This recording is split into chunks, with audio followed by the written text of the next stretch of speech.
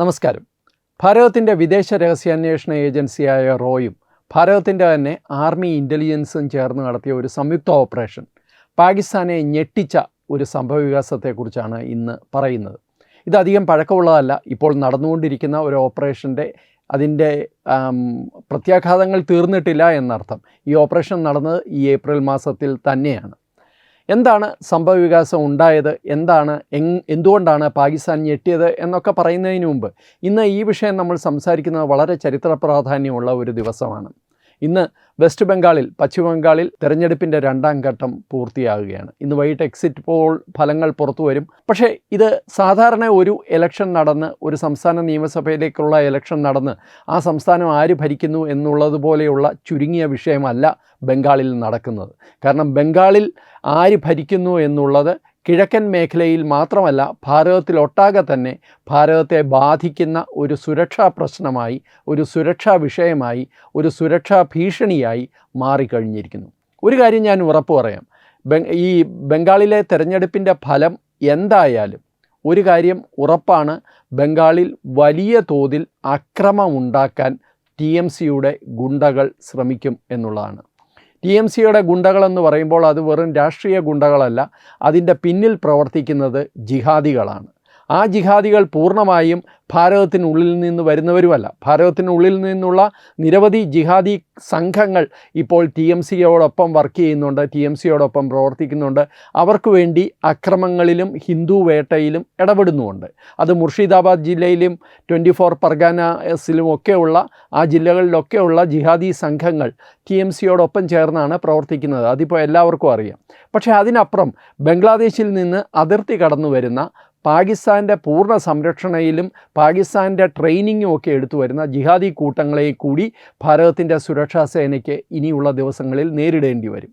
അത് ശക്തമായി നേരിടാനാണ് ഭാരതം തീരുമാനിച്ചിരിക്കുന്നത് എന്നുള്ളതിൻ്റെ കൃത്യമായ ഉറപ്പാണ്, അല്ലെങ്കിൽ അതിൻ്റെ കൃത്യമായ സന്ദേശം കൊടുത്തുകൊണ്ടാണ് UPയിൽ നിന്ന് വളരെ പ്രശസ്തരായ, കുറ്റവാളികളെ അടിച്ചമർത്തുന്നതിൽ പ്രശസ്തരായ അജയ് പാൽ ശർമ്മ പോലെയുള്ള IPS ഉദ്യോഗസ്ഥന്മാരെ അമിത്ഷാ ഇപ്പോൾ ബംഗാളിൽ ഇറക്കിയിരിക്കുന്നത്. അതിൽ മമതാ ദീദിക്ക് വലിയ വിഷമം ഉണ്ടായിരുന്നു, അവരതിനെ പ്രതിഷേധിക്കുകയൊക്കെ ചെയ്തു, ഇവരൊക്കെ എന്തിനാണ് ഇങ്ങോട്ട് വന്നതെന്ന്. പക്ഷേ അത് ഇലക്ഷൻ കമ്മീഷൻ വിട്ടുകൊടുക്കാത്തതുകൊണ്ട് അവരെല്ലാവരും ഇപ്പോൾ വെസ്റ്റ് ബംഗാളിലുണ്ട്. ഒരു പക്ഷേ ഈ തെരഞ്ഞെടുപ്പിൻ്റെ സമയത്തുള്ള അക്രമങ്ങൾ കാര്യമായിട്ടുണ്ടാകാത്തത് ഇവരെ പോലെയുള്ള ആൾക്കാരുടെ സാന്നിധ്യം കൊണ്ടാണ്. അല്ലെങ്കിൽ ഈ പറയുന്ന TMC ജിഹാദി കൂട്ടങ്ങൾ ഈ തെരഞ്ഞെടുപ്പ് രംഗം തന്നെ പൂർണ്ണമായിട്ട് ഹൈജാക്ക് ചെയ്യുന്ന ഒരു സിറ്റുവേഷനുണ്ട്. അങ്ങനെ പേടിപ്പിച്ചും ഭയപ്പെടുത്തി വീട്ടിലിരുത്തിയും ഒക്കെയാണ് TMC ജയിച്ചതെന്നാണ് ഇപ്പോൾ പറയുന്നത്. എന്തായാലും ഇന്നത്തെ തെരഞ്ഞെടുപ്പിൻ്റെ ഫലം വരുമ്പോൾ നമുക്കത് കൃത്യമായിട്ട് മനസ്സിലാക്കാൻ സാധിക്കും. തെരഞ്ഞെടുപ്പല്ല ഇതിലെ പ്രധാന വിഷയം. ഇതിലെ പ്രധാന വിഷയം ഒരു അന്താരാഷ്ട്ര വിഷയമാണ്. പക്ഷേ അതിന് പശ്ചിമ ബംഗാളുമായി ബന്ധമുള്ളതുകൊണ്ട് മാത്രം ഇത് പറഞ്ഞു എന്നുള്ളതേ ഉള്ളൂ. എന്താണ് ബംഗ്ലാദേശിൻ്റെ കണ്ണു ഉറപ്പിച്ച, പാകിസ്ഥാനെ ഞെട്ടിപ്പിച്ച ആ സംഭവം മറ്റൊന്നുമല്ല. നിങ്ങളിൽ എത്ര പേർ ശ്രദ്ധിച്ചു എന്നറിയില്ല.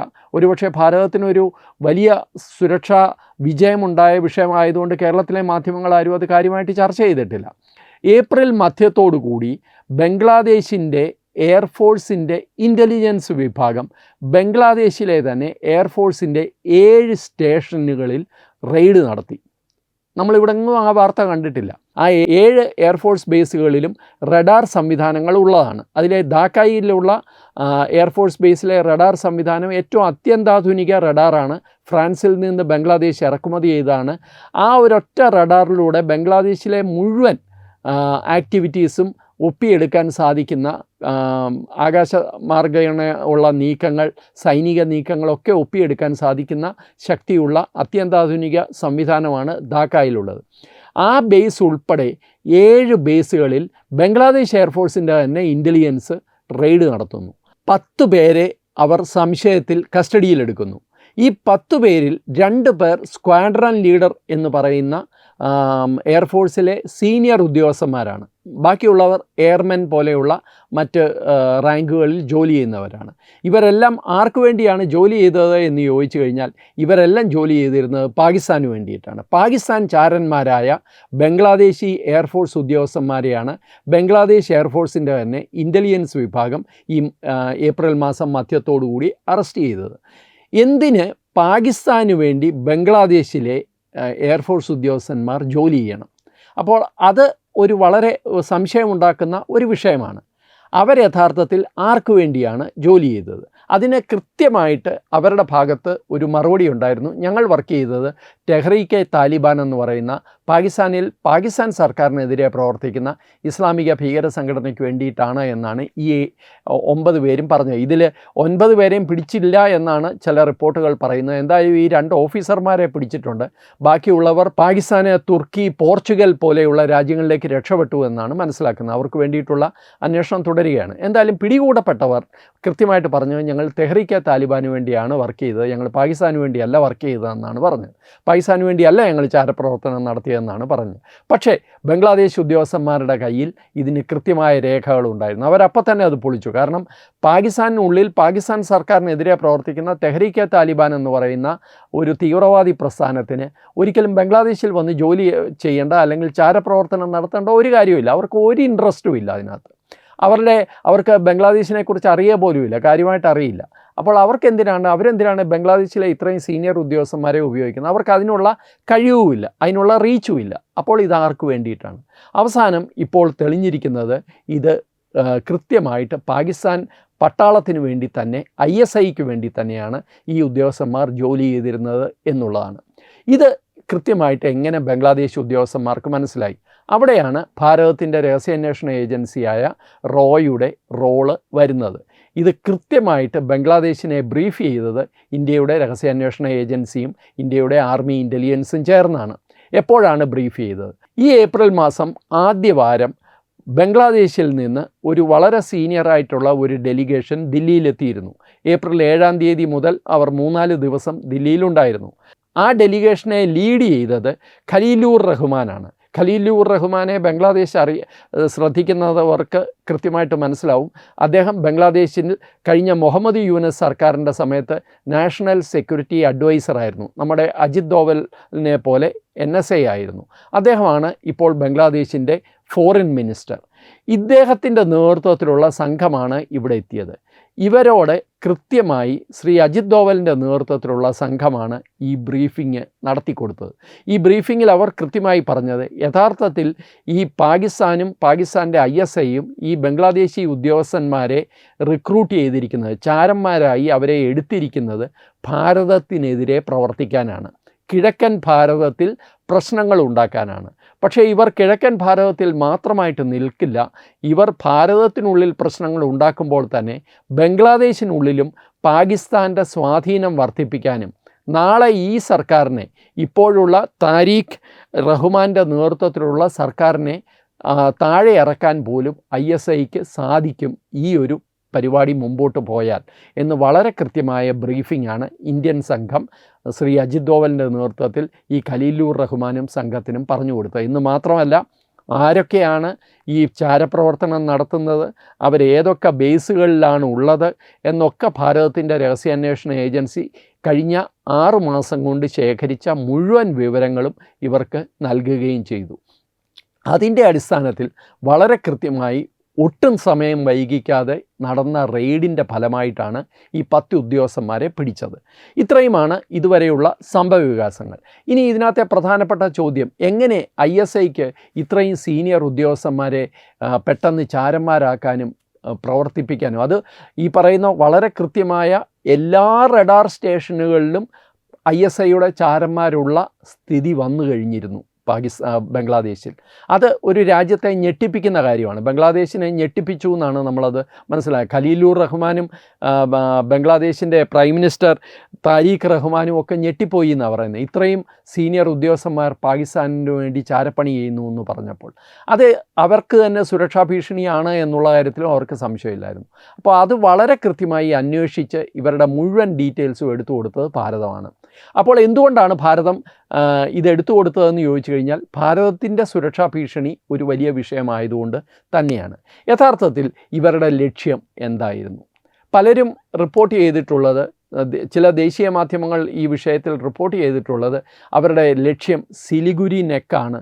സിലിഗുരി നെക്ക് പിടിച്ചെടുക്കാൻ വേണ്ടി ISI ശ്രമിച്ചുകൊണ്ടിരിക്കുകയാണ്. അതിനുവേണ്ടി ഉപയോഗിക്കാനാണ് ഈ എയർഫോഴ്സ് ഉദ്യോഗസ്ഥന്മാരെ തന്നെ തിരഞ്ഞെടുത്തതെന്നാണ്. എനിക്ക് അക്കാര്യത്തിൽ വലിയ സംശയമുണ്ട്. കാരണം സിലിഗുരി നെക്ക് പാകിസ്ഥാനിലെ ISIയുടെ ഏതാനും ചാരന്മാരും ബംഗ്ലാദേശിലെ 4-5 എയർഫോഴ്സ് ഉദ്യോഗസ്ഥന്മാരും ചെന്നാൽ പിടിച്ചെടുക്കാൻ പറ്റുന്ന സ്ഥിതിയിലല്ല ഇന്നുള്ളത്.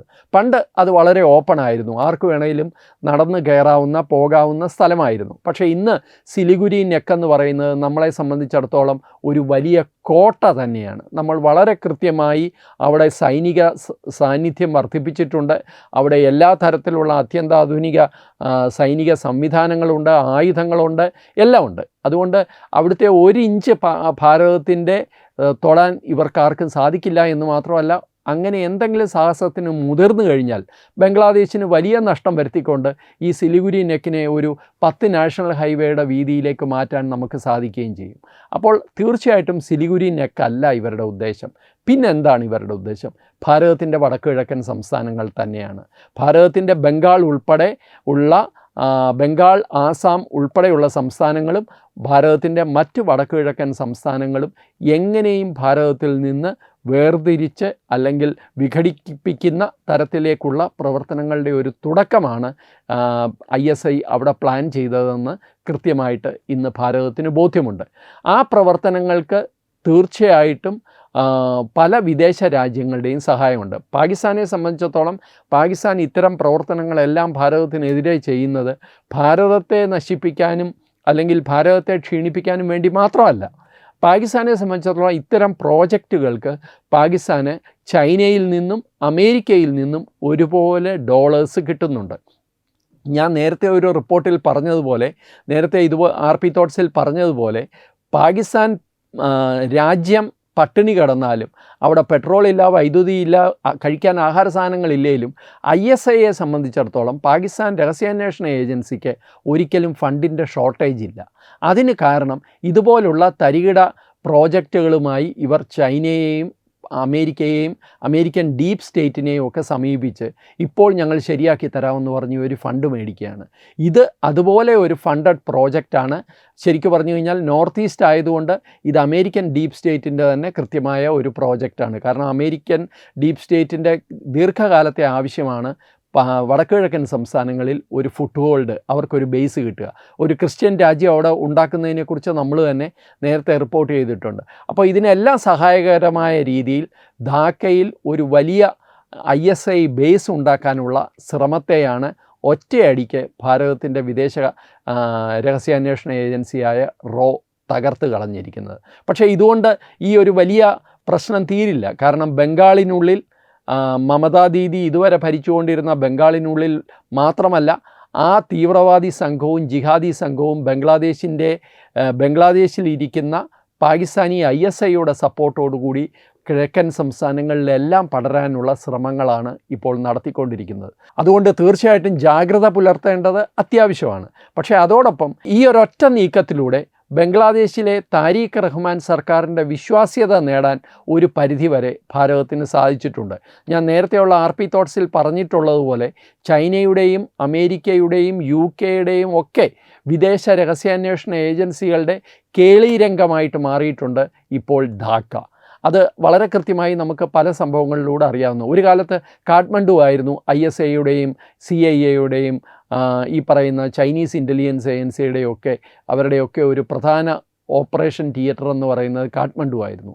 ഇപ്പോൾ ബംഗ്ലാദേശിലേക്ക് അത് മാറിയിട്ടുണ്ട്. ബംഗ്ലാദേശിൽ അമേരിക്കൻ പൗരന്മാരെ കണ്ടതും ഒരാൾ കൊല്ലപ്പെട്ടതും ഒക്കെ നമുക്കെല്ലാവർക്കും അറിയാവുന്നതാണ്.